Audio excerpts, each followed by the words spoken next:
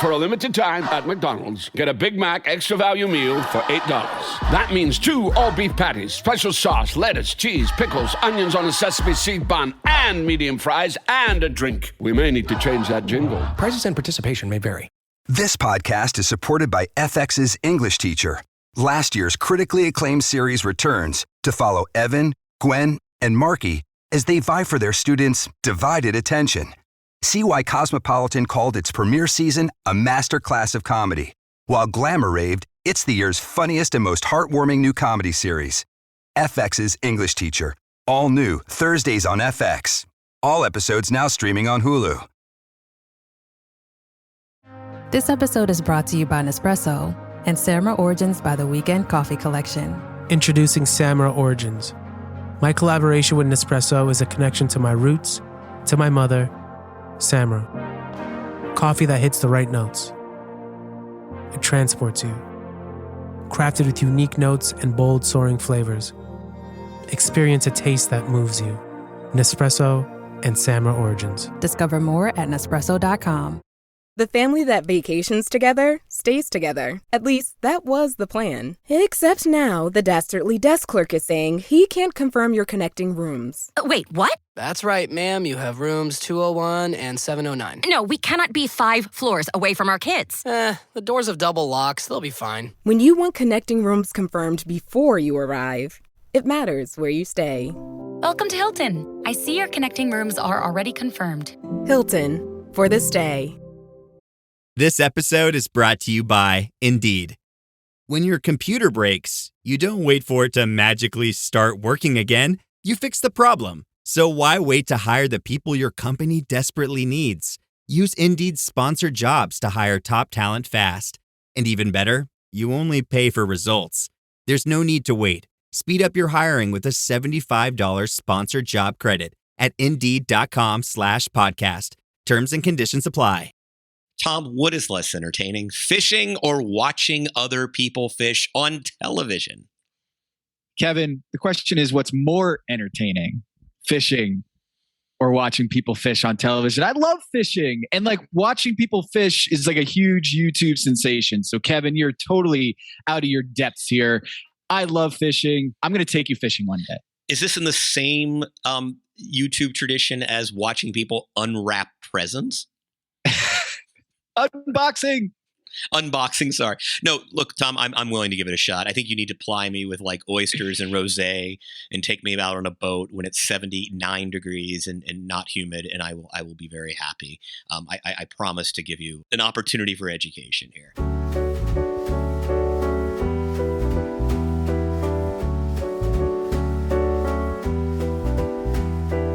This is Pack Your Knives. I'm Kevin Arnovitz. And I'm Tom Haberstroh. Tom, gone fishing. Everyone's gone fishing. We're going to take a bunch of people on a boat and watch them turn green and put sticks in the water.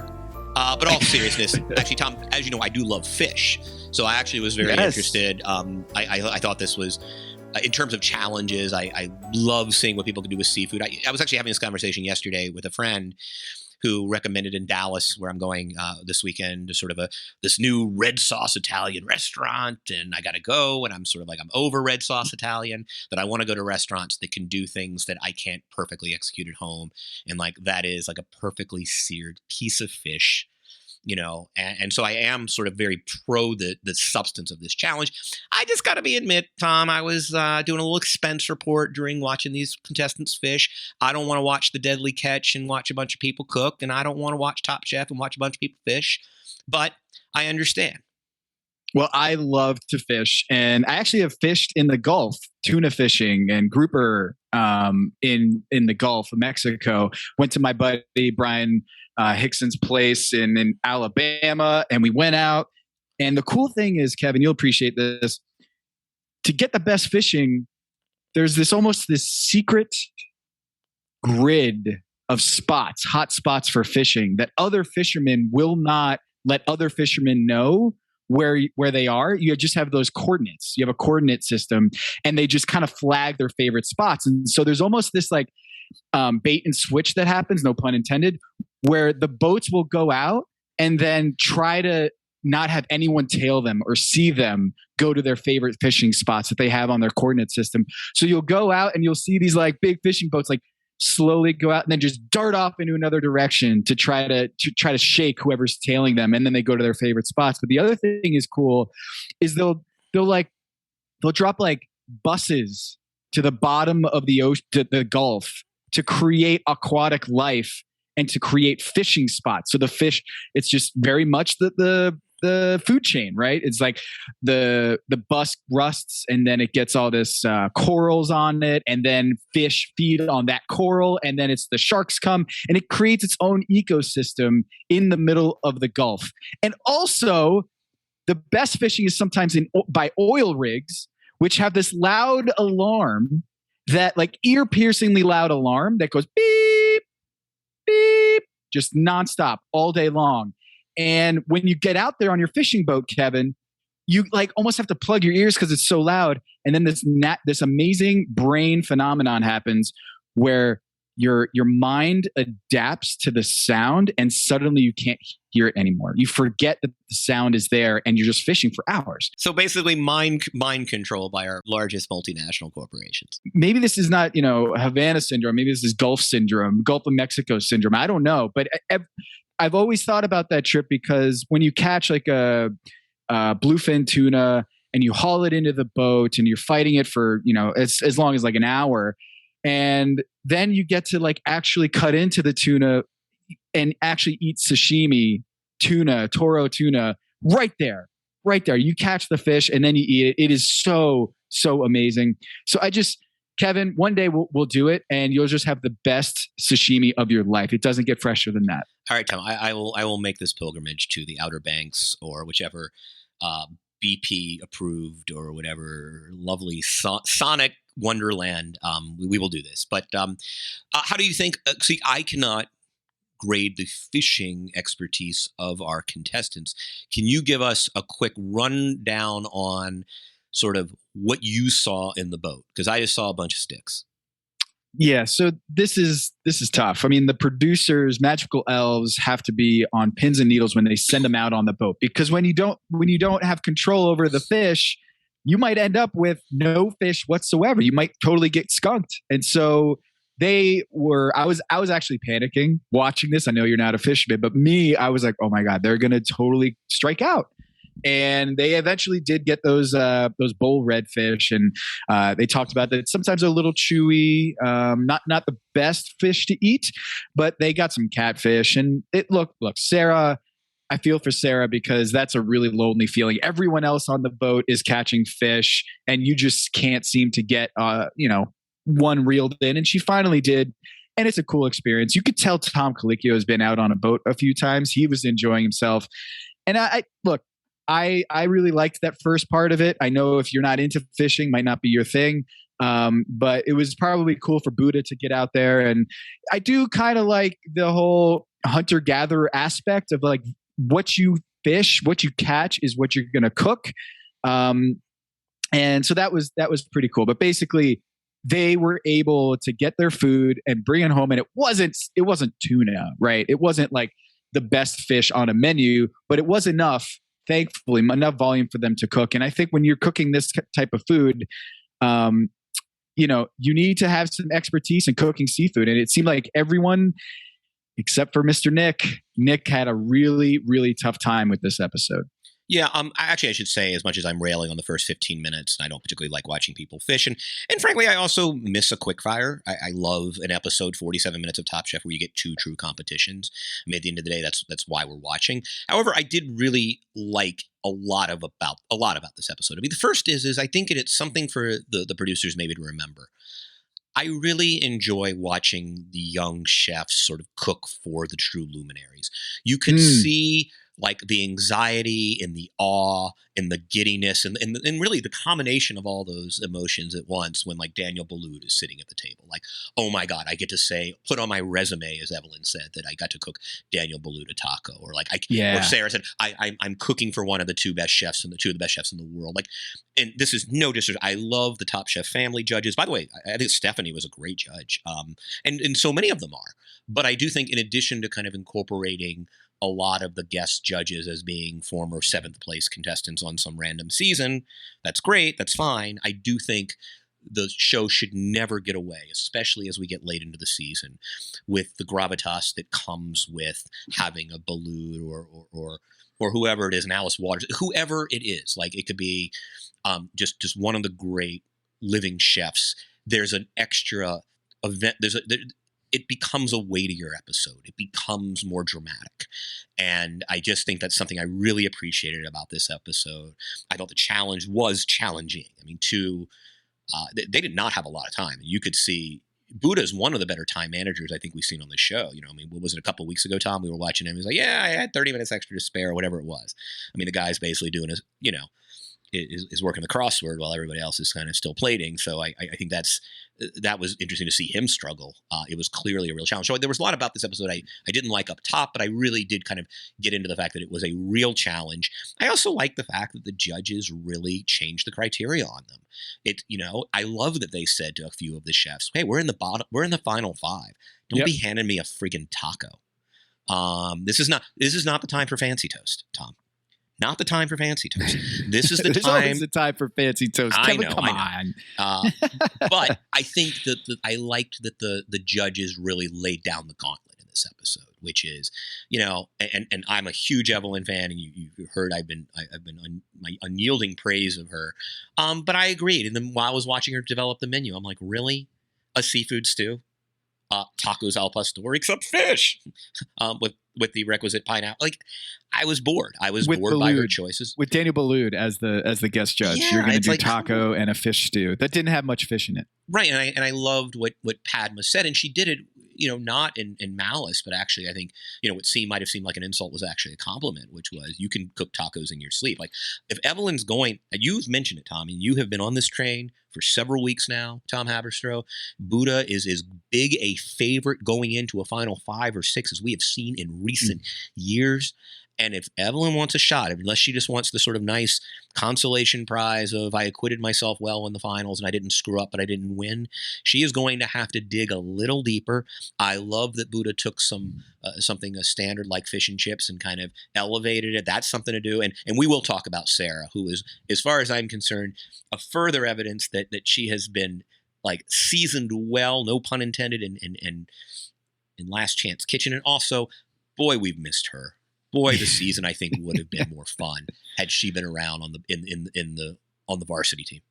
Yeah, it was cool to see her interactions with Tom on the boat, and I got to say, her interaction with Buddy, Buddy the fish guy, who is, just your portsman who's just been living on the docks his entire life, teaching them how to cut a fish. And she's like asking questions about, can I smoke this fish? And the guy goes, if you can get it lit, you can smoke anything. It was just a great line. And of course, it was with Sarah, who had a great appreciation for that kind of humor. And look, I think I want to stick with Evelyn here for a moment. Is, she was in the middle, and Sarah and Buddha came out on top, and Nick and Damar were in the bottom. And Evelyn, I don't want to say that she feels like she's almost happy to be here rather than happy to compete. Like, there's a little bit of me that feels like this journey that she's on is kind of like in the Ashley category, where I didn't really feel like Ashley was in that tier, that she wasn't a title contender, right? That we say in NBA lore. I think when you look at Evelyn, I want to see a little bit more of that. I'm going to go for it. I'm going to go win this thing. And Buddha, I see it every time he puts out a dish, is he wants to win this competition. Sarah showed that she can and will win a competition with this challenge. And Evelyn, I totally agree with the judge's response, which is that this felt extremely safe. These both incredibly safe dishes, both of them. One you should at least go for it. And both of them, it seemed like she was having a very high floor, but a very low ceiling. And if it weren't for Damar and Nick, who both had issues here, I think Evelyn could have gone home with pretty, I don't know, rudimentary dishes there. Right. I mean, I think in a final 4, she would have been clearly in the chopping block. And look, it's something I want the show to continue to do. I mean, we've talked about it's been a little soft, but I really liked that the judges elevated it. That And maybe, look, I mean, the incentives get very real very quickly. By the way, can I just sort of, and I know there was COVID to consider, and I do not, this is not a commentary on my feelings about Tucson, where I've always enjoyed we're going to get there. We're going to get there. Tom. Okay, They've been to Tuscany. They've been to Macau. They've been the world over. Ladies and gentlemen, and behind curtain number 2, an all expense paid trip to Tucson. What, Youngstown, Ohio wasn't available? They couldn't get the hotel rooms? I mean, come on. Look, I imagine it was a COVID concern. Clearly it was, and I don't fault the show for that, obviously. But I have to say, can you imagine the disappointment? Like, because I was excited, because I love when they change scenery and you get into, like they're poking around mozzarella farms in Tuscany or doing things in Macau and like these great markets. And instead they're going to Tucson.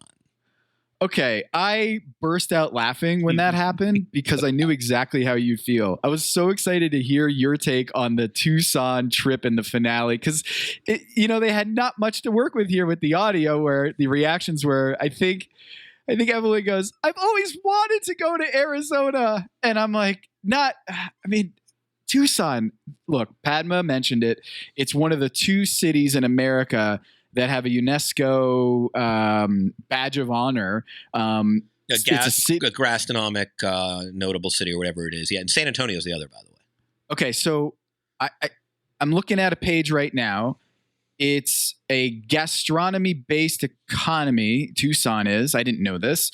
Is it? The United Nations Educational, Scientific, and Cultural Organization it makes they are basically credentialed as a gastronomy base in Tucson and San Antonio. I had no idea about this, and frankly, I don't think the chefs even knew about this. This is their industry, and I don't think the chefs realize that like this is a thing, and that Tucson is one of the central parts of that thing. All right, so it is actually interesting because I hear the cities. The first one was Popayán in Colombia, sort of central Colombia, foothills in the Andes, and then Chengdu, which is a great choice because, like, I mean, I don't know if you've noticed, like in cities like Los Angeles, New York, San Francisco, there's been a real Szechuanese cuisine. It's sort of been the cuisine of the 2010s, right? Like we started seeing, I mean, Szechuan cooking became extremely hot. No pun intended. Bergen in Norway, actually a great music city. But I think in terms of seafood and seafood research, that's a big one. Rasht in Iran, Tucson, Alba, which I have been to and had probably the best meal of my life. Literally the best meal of my life in Alba in the Piedmont of Italy. Known for its white truffles. Bergamo, where they've been actually, I think, for cheese production. Macau, where they've been. We have Belém is Brazilian. What else? Hello, listener. It's producer Maze here to talk to you about Kindred. Now close your eyes like Owen Wilson during a job interview and imagine a way to travel that feels personal, comfortable, and connected without the price tags and the sterile feelings of hotels or short-term rentals. Now open your eyes and stop using your imagination because Kindred has made it very real. That's exactly what they do. Kindred is a members-only home swapping network. It's not a hotel. It's not a short-term rental. It's a smarter way to travel where each stay feels like home. Here's how it works. With Kindred, your home is your ticket. You earn credits by hosting fellow Kindred members, and then you use those credits to stay in over 220,000 homes in more than 100 cities worldwide. There are no hotel costs or rental fees, just the credits that you've earned. Every stay comes with white glove service, 24/7 trip support, and $100,000 in host protection. Make it easier for you to travel and enjoy yourself and not worry about details. I've used Kindred and I found an amazing home for a weekend getaway in an idyllic location with amazing views and great ambiance. It had everything I needed. And the best part was, it cost me $0. So apply now at livekindred.com and use code DINGS to join for free. Plus, you'll earn 5 nights of travel credit just for signing up. That's right, that's 5 whole nights for free at livekindred.com, code DINGS, DINGS, livekindred.com code DINGS. Listener, listen up. This is important, okay? I'm going to try to save you some money here. If you're still overpaying for wireless, it's time to say yes to saying no. At Mint Mobile, their favorite word is no. You may think like, oh, that's bad. No contracts, no monthly bills, no overages, no hidden fees, no BS. Here's why I said yes to making the switch and getting premium wireless for $15 a month. You heard that correctly. $15 per month. Ditch overpriced wireless and the jaw-dropping monthly bills. And of course, there are all these hidden fees and stuff, but at Mint Mobile, plans start at $15 per month. All the plans come with high-speed data, unlimited talk and text. You're not doing like weekend and nighttime minutes or anything like that. And it's delivered on the nation's largest 5G network. Use your own phone. Don't have to get a new phone. Use your own phone with any Mint Mobile plan and bring your phone number along with all of your existing contacts. I switched months ago. People have asked, did you actually switch? Yes, I actually switched months ago, and I don't know what to do with all this extra money. I've cheated the system here. I've rigged something. This is an Ocean's 11 situation where I'm stealing wireless from Mint. That's how good a deal it is. Ready to say yes to saying no? Make the switch at mintmobile.com/dings. That's DINGS. That's mintmobile.com/dings. Upfront payment of $45 required, equivalent to $15 per month. Limited time new customer offer for first 3 months only. Speeds may slow above 35 gigabytes on unlimited plan. Taxes and fees extra. See Mint Mobile for details.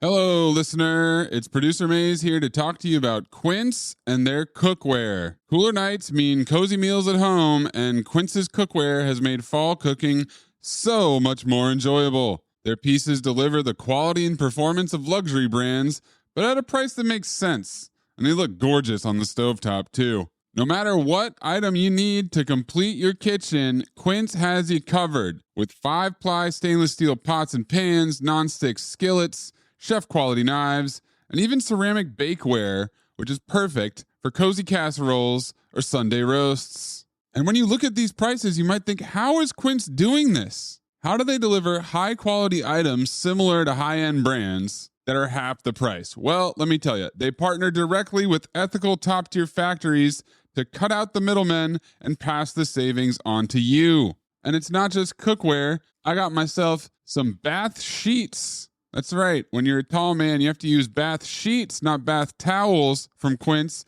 It's like drying off with the cloud. It's incredible. Upgrade your kitchen for cozy fall meals with premium cookware from Quince. Go to quince.com/dings for free shipping on your order and 365-day returns.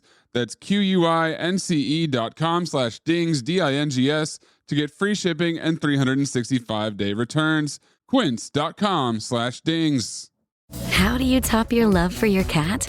With a cascade of decadent, savory gravy over a mouth-watering mousse pâté. Fancy Feast gems. 2 gourmet pâtés in one convenient pack. Simply peel and plate to reveal a pyramid shape that makes eating delightful and pamper her with an experience as extraordinary as she is. Turn the everyday into the extraordinary with Fancy Feast gems. Wish you could become a morning person? You know the type, up before the sun, early morning runs, first one to the office with donuts and a smile. How do they do it? Easy. With the new Galaxy Watch 8, sleep tracking and personalized insights from Samsung Health help you improve so you can wake up to a whole new you. One who, dare I say it, skips the snooze? It's possible. Train your sleep with Galaxy Watch 8. Learn more at Samsung.com. Requires compatible Samsung Galaxy phone, Samsung Health app, and Samsung account. We have Florianopolis. Whoa. No, actually, there are 3 other cities. I thought that was a Greek city. It's a Brazilian city. Who knew? And Hyderabad, obviously in India, is another. So that's sort of that. Oh, actually, there's a whole list. Never mind. I'm not even. Yeah, there's a whole big old list. Okay. I'm not. And which makes it even worse that they're going, because it doesn't seem all that like exclusive if there's like 1,000 cities on this list and there's only 2 in America. Great list of cities, don't know. By the way, great list of cities. So we're going to learn a lot about Tucson soon. Yes, we are. And I didn't know that was even in the that was even in the running for a Top Chef. I mean, I could understand if they went to Tucson as part of a Arizona Top Chef. You know, like they hit Phoenix or Tucson and a couple other places in Arizona. But that one was a shocker. And clearly, in there, with great sympathy, clearly a concession they had to make for COVID. At for the sure. time, where you just don't want to be caught outside the country. You got to get a production outside the country. I mean, I imagine they had to stay domestic. So we feel you, and it's as good a choice as any if you're going to go somewhere else.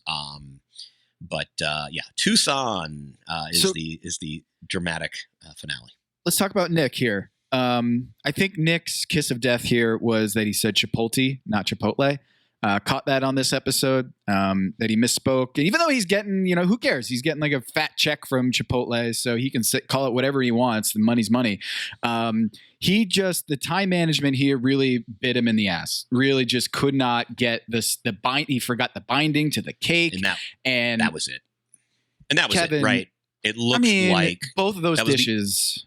Yikes. Yeah. The fish cake was just the ugliest thing I've ever seen. And by the way, it was very funny too, because I was amused when both, I think Stephanie and Gail noted that actually the flavors were great, because I was like, that thing is ridiculous. It belongs nowhere in any sort of fine cooking environment, and I bet it is just like delicious as slop. Like imagine that stuff in Tupperware having sat overnight, and like you come home for a midnight snack, and like I would have eaten the shit out of that, and I bet it was delicious. However, obviously you're not going to serve Daniel Boulud whatever the hell that mound of stuff was and get away with it. It reminded me. You know what it reminded me of? What? Biscuits and gravy. Yeah. That's right. And you know what? Like, I think Stephanie Eisler mentioned it, wish I was a little bit hungover to eat this food, because some of this food at the table was really, hangover food. It would have been nice to have after a late night, and biscuits and gravy are right in that category for me. So this cake that wasn't really a cake at all, I felt so bad for him, because that he's been dreaming of this moment to serve a plate of his food to the likes of Daniel Boulud, and this is what he comes up with. I was kind of heartbroken for him, but you know what? The baker man has got a lot of extra cash to, wipe those tears with on his way home. He has done an amazing job in the quick fires. Nick has done a really, really great job on this season of Top Chef. He was, as I mentioned, pretty high up in this season. He didn't finish in the bottom until episode 11. He has just an amazingly high floor. And I think we could have seen this coming, is that, yes, he has a high floor as a competitor, a cheftestant on this show. But in terms of the ceiling, Nick hadn't really hit the same apexes that Buddha and Damar and Evelyn, and now we're seeing with Sarah. So Nick, it's sad to see him go, and it was really touching to see how important he was on the show to Damar. Damar is usually just as cool as the other side of the pillow, and here he is getting emotional at the judges' table, and it really shows how much this guy was beloved. A front runner definitely for the fan favorite on this season of Top Chef. Yeah, and look, as someone who has criticized the season as soft, I mean, one of the things I do like are true earned moments of emotion, and that was clearly one of those earned emotion moments. And as you said, not the least of which because in a show where crying has become sort of just a almost weekly occurrence, Nick's stoicism and sort of clearly how moved he was by his relationship with Nick, who just has just great older brother energy, and also just one of the great Zen masters of recent years. I mean, I loved finishing 5th is excruciating in this show, right? I mean, you don't have a chance to come back in the competition. You're just going home. Yeah. And yet just how pleased he was. And he's a guy who I will really be curious to see his career. And I hope, I know the task of getting capitalized as a chef, and I imagine it's much harder in a place with less wealth like Mississippi is really hard. I mean, it's the biggest challenge chefs have, is just how do you capitalize the projects that you really are passionate about. It is hard to open a restaurant. It is hard to start a business. Like the capital outlay for equipment and everything is just enormous in a company where in an industry where it's just hard to turn a profit in general, even if you are capitalized. So like, I'm really curious to see what Nick does. His redfish was overcooked. We talked about the cake. Damar was sort of in this weird kind of a technical error. Yeah, you got to salt as someone who does crudos it's kind of my favorite thing to do. And I kind of got into it very much from the Top Chef Miami year, but that was the year that they did Top Crudo, right? Jeremy was sort of, is he in Charleston? I forget which season he was. Yeah, I think it was. He's a Miami chef. Jeremy Ford who coined this is Top Chef, not Top Crudo. I mean, I was just stunned, Kevin. The whole idea of fucking up a crudo. Well, no, you just have to salt the fish. Like, you just have to. It's just something you got to do. Even irrespective it's one of the staples of your on this show. Yeah. Right.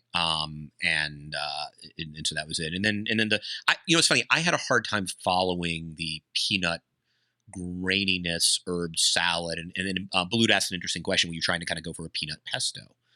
And I wasn't sure kind of, and I guess that was sort of, therein lies the problem. If as a viewer, as an informed viewer, you're watching and saying, I'm not sure what he's doing here. Typically that's probably a bad sign. The Thai herb salad, apparently the redfish was fine. But look, he got lucky because Nick just was an absolute implosion. It wasn't one of these, hey, someone's going home for good food. Someone went home for bad food. And does it give you any pause about tomorrow? Or is it just sort of it's a one-off? Well, I keep thinking about his comment that he's holding back until the finale. And that he's got a bunch of things in his back pocket that he's willing to bust out and doesn't want to bring it out too early. And he got lucky, like you said. This was some dishes that he could have gotten sent home for. And I want to see him get back next week in the finale in Tucson. Get to see Damar back at crushing these dishes. And it's exhausting. Sarah, let's talk about Sarah now. Sarah looked like she just hopped out of Niagara Falls, presenting those dishes, running around the kitchen. And she just is really good on TV, and she's just really good in the kitchen. She's fantastic. She is. I'm so happy to see that she was not only in the top, and she was excited to be in the top in this episode, but that she won. She beat Buddha, the first time she's ever been in the top. And it really, we talk about this in the NBA all the time, Kevin. You peak at the right time, and you can go on a run. And it looks like Sarah is peaking at the right time. I was terrified for her. I mean, pseudo crudo is a very hard concept to get your head around. Pickled snapper, the kraut broth, kind of, I think, laced with catfish stock. And that was, tofu is hard to do really well. That silky, perfect kind of Japanese, almost milky tofu. And then she comes in with the pastrami sandwich, which is just brilliant. I mean, smoking a red drum pastrami style. Carrot butter, and then doing gnocchi is sort of your bread element. That had potential for absolute disaster, particularly, given the time management issues. Though she's clearly expert at time management. I mean, that's one thing that Last Chance Kitchen, you get your reps in there, you were going to be able to cook under fire. Yep. And I mean, I was just so pleased. It's such a great story at this point in the competition. People debate sort of the veracity of Last Chance Kitchen, losers bracket. You could probably make a game theory argument that why should Nick get punished without getting an extra life because he lasted longer, right? I mean, if what you're saying is, hey, there's a losers bracket. Well, when you play sort of loser bracket tennis tournaments or individual competitions, everyone gets an extra loss, right? Like you don't stop that in the semis. Like you don't, and so I do think that so you would prefer the re-entry into the competition go straight to the finals.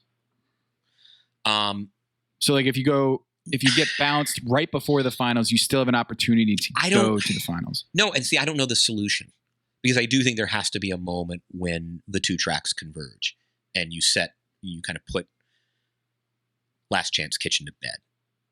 So I do think I don't, it's hard, right? Like I don't have a good solution. I'm not suggesting that Nick should be able to go play his way back in because, this would be the argument there should be no second chances, right? Now I also think that the show does a very good job of really making it hard to get back in. I mean, Sarah eliminated early how many did she have to win, Tom?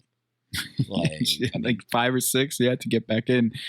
And yeah, it's exhausting, and she was able to do it. And she withstood a very lackluster fishing day. So she didn't get inside her own head. She's had that issue before where she kind of overthinks things. And she hasn't had that issue whatsoever in this episode. And just to hit up Buddha again, I thought he might have won this episode with his dishes. The steamed bull red fish with shrimp farce. I didn't know what that was until I saw the little lower third explanation. Were you familiar with that dish before? No. I mean, it's apparently a signature of Balud, sort of the elevated fish and chips. But no, I wasn't, and it looks fantastic. Yeah, the scholar of Buddha is really shining through at this point, where he knows his chef, what they want, the history of the chef, and he's able to call an audible when he's not able to wrap the fish in that pastry or that potato. He was able to call an audible and just do a little, topping of it, and they didn't see anything wrong with that. They could not pick up that was kind of a plan B for him, and I think that just speaks to how good he is as a chef. He's just mowing it down. I mean, he's KD Warriors at this point. And yes, he didn't win this episode, but I thought it was a winning performance from Buddha. Certainly winning caliber, doing a fish and chips that just wowed the chefs. I think Tom said it knocked it out of the park. There was stunning. It was very satisfying. A little on the dry side for some, but Buddha, nothing in this episode made me feel iffy about saying Buddha over the field. Absolutely. And I still think you're right. Sarah, as good as she was, I mean, I'm not going to say it's lightning in a bottle, but there's just basically he is just mowing it down, as you said. There is really no hesitation. He's the rare chef when things don't go well and he isn't able to idealize the dish as planned. He's able to pivot, or even he's got so much margin, not for error, but like there's so much creative design in it that, hey, if you do 70% of that, it's still going to be the most creative dish they put down. Now, in this case, obviously Sarah's were, but he looks really strong going forward. I don't want to say closing thoughts on the actual competition, but was there anything else? I mean, is there anything to tip us off? I mean, basically, this has been an ongoing conversation. Can anybody challenge Buddha? And I'm just curious we talked about Evelyn. Now, this could be sort of a catalyst for Evelyn. Sort of hey, you got to bring it. She's got the capacity to, I think. Yeah, she does. I don't think there's limited range there. I actually think maybe this is recency bias, but considering what we saw in Last Chance Kitchen and we saw in this episode, I'm slotting Sarah as second in my power rankings right now to win it all. I have Buddha at number 1 and Buddha at number 2, actually, and Buddha number 3, and then coming in right behind Buddha is Sarah, Evelyn, and Damar. I think Evelyn's got the right mindset. She has to reach a little bit higher. Damar's been kind of spinning in his tires a little bit after this episode. It's been a while since he's been, peak Damar. In the last, he was on the low. 2 out of the last 3 episodes, and he won in episode 2 and hasn't won since. So I actually think Damar is 4th. I can't believe I'm saying that in the final 4 here. What say you, Kevin? I actually think Sarah has the highest ceiling among the others. I also think she has the lowest floor. And I'm not willing to give up on Damar yet. I think there's been enough creative cooking. I think this was a rare fundamental error in terms of assaulting the crudo.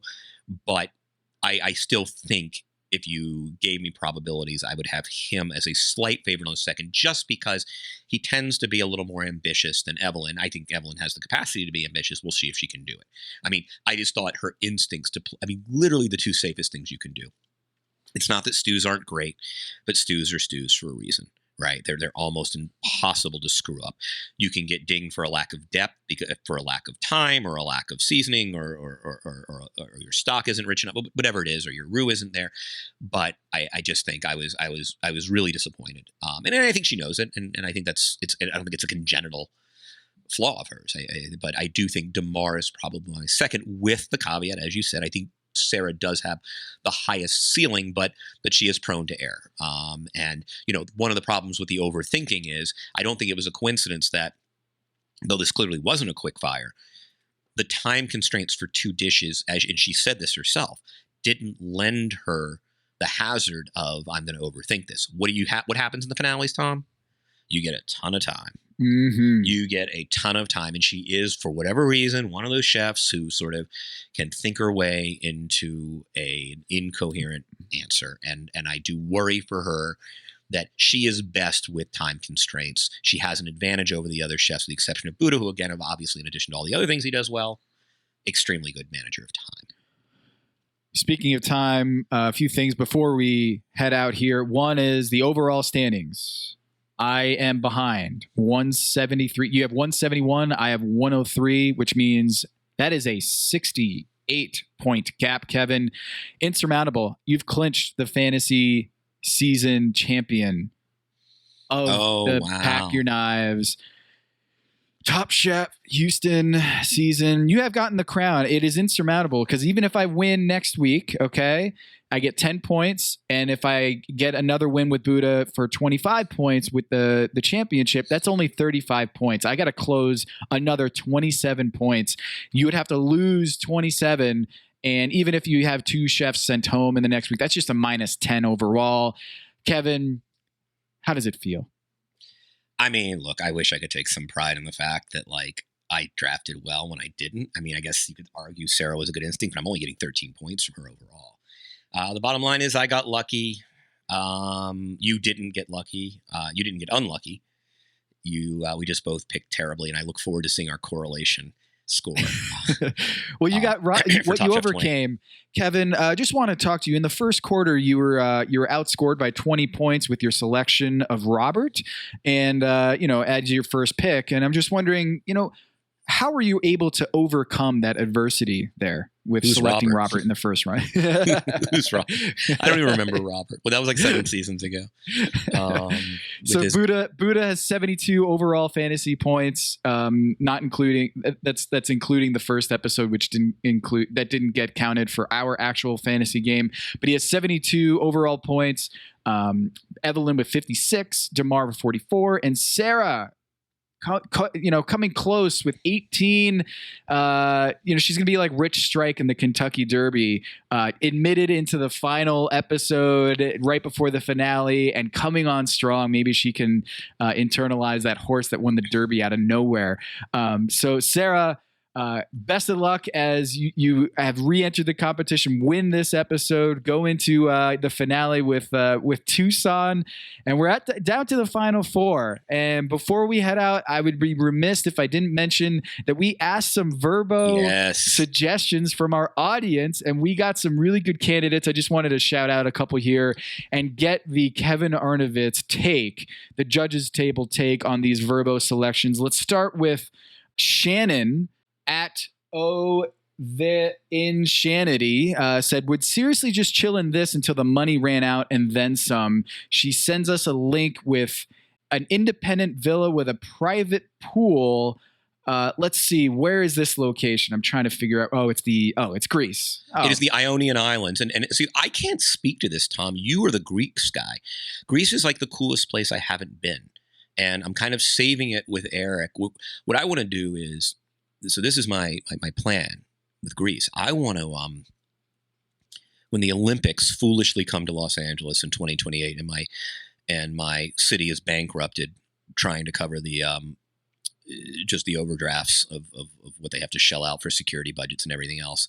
Only a dumbass city would ever take the Olympics at this point. I'm going to rent my house near central Los Angeles on the hills for a fortune to a Saudi prince. We are going to take that money, and I'm going to go to the Greek islands, and I'm going to rent one of those yachts where, like, there's somebody to like cook for you and do all the other stuff, where you just go swimming in the ocean, and then you come up the ladder, and there's like a whole fish waiting for you. But I can't speak to this location other than it looks like a brilliant idea by Shannon. What do you say? You're of Greek descent, Tom. Oh yeah, this is a beautiful place. I've been there and it's fantastic. It's, when you go to Greece and the islands, it's just a different world. You almost feel like you're in a different universe when you go there. There's nothing quite like it. And this one, it's an intimate 1-bedroom property, ideal for couples. There's a pool. You're on the top of a volcano, Kevin, here in this island, and it's just insane. The view that you have waking up, as classic Greek island is just the white, everything. The buildings are white, and then you have the blue. It's just perfect. So I love this choice from Shannon. Thanks for sending that, and appreciate the submission to the show. let's see what else we have here. We have a few suggestions. Yeah, let's do Zach. Zach, we have a few suggestions from Zach Lubarski. He says, my ideal vacation is 7 nights in Tokyo in this VRBO, which is about $2,000. So he's burning $2,000 on the first spot. Give me your scouting report on Tokyo in this particular one. Right. So just let's take it as a whole. He's got 7 nights in Tokyo, 5 in Kyoto, plane to beach in Okinawa, and then finally to Sapporo up in Hokkaido. Which is just, this is the greatest trip. Japan is still my all-time favorite.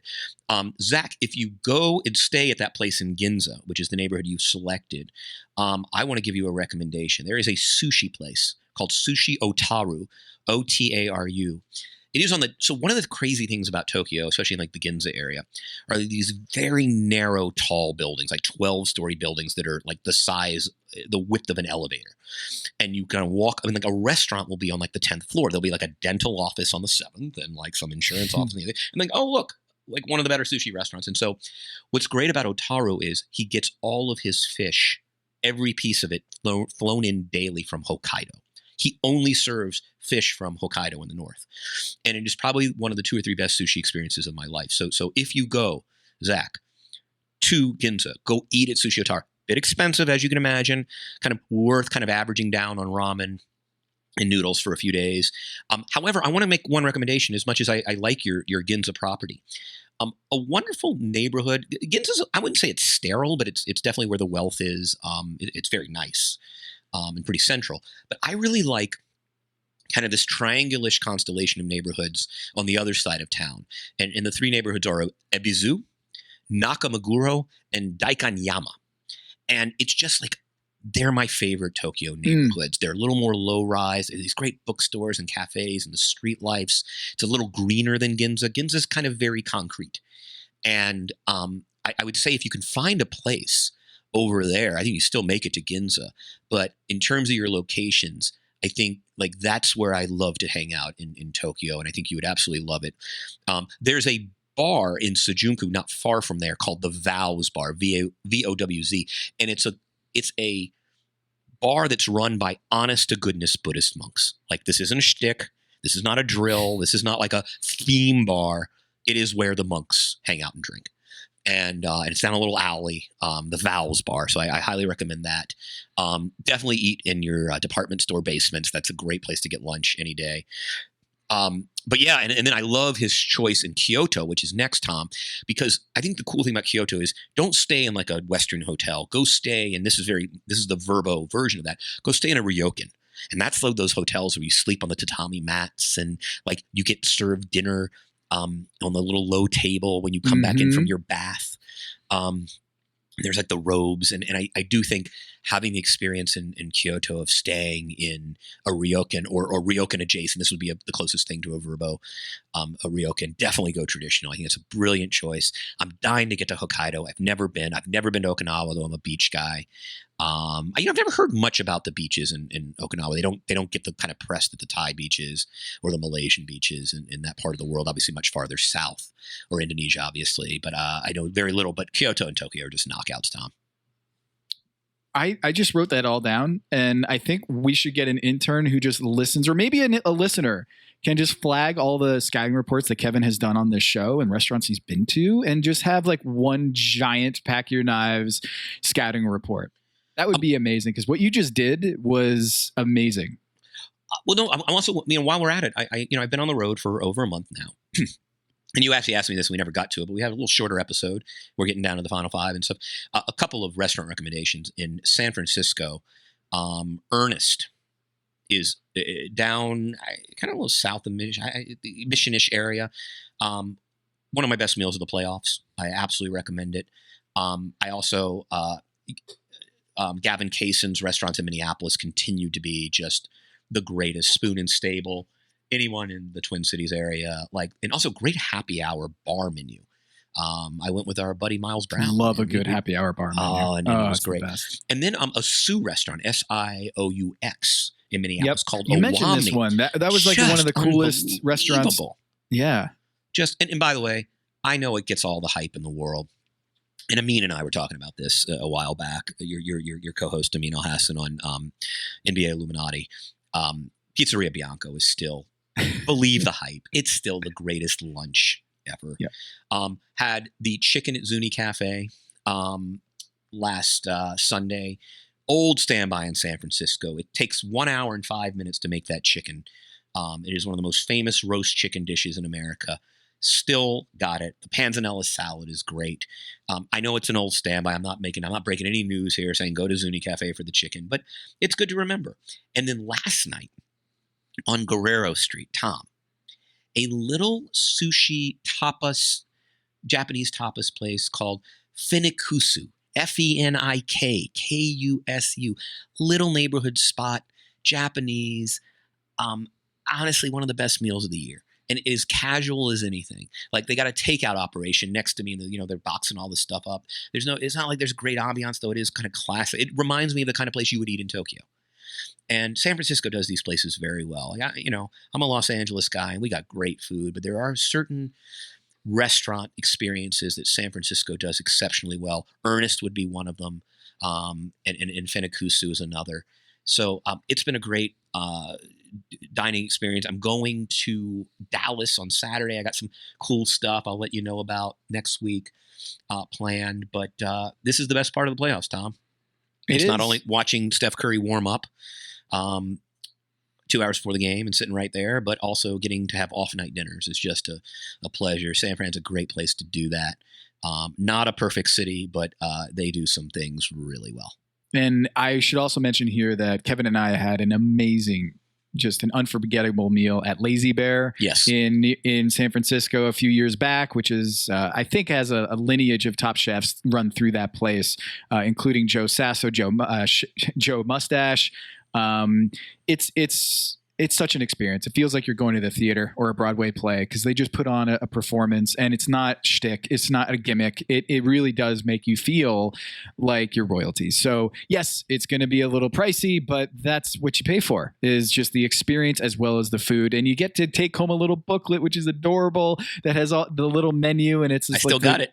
Yeah, I'm looking at it right now in my office. So Lazy Bear in San Francisco, also a great joint. And I'm excited, as much of a curveball it was to see Tucson as the finale. There's the Restaurant Wars is the best episode of Top Chef, but right behind there is when they get to go to their final spot for essentially the championship here. So can't wait for that. And thank you to all the listeners who sent in their VRBO suggestions. I think Kevin could do this in his sleep, and it's just we should have a spin-off podcast called For Traveling, where we just we do VRBO porn, and just kind of review it. I think that would be great. Traveling is great. I look forward to the world truly opening up again. I prefer the name VRBO porn for our podcast rather than call For Traveling. That's actually VRBO a great title. That would get me there. Tom, closing thoughts. It's been a wild road for Nick. Sorry to see him go, but I'm so happy for him that he was able to win those quick fires and get that cash, the baker. But I really do feel that this is the best four chefs of the show. Maybe Jackson, you throw him in here, but I'm really excited to see who comes out on top. Even though I kind of feel like we all know it's Buddha. Buddha's gonna win this thing. It just feels like it's destiny. This guy is unreal.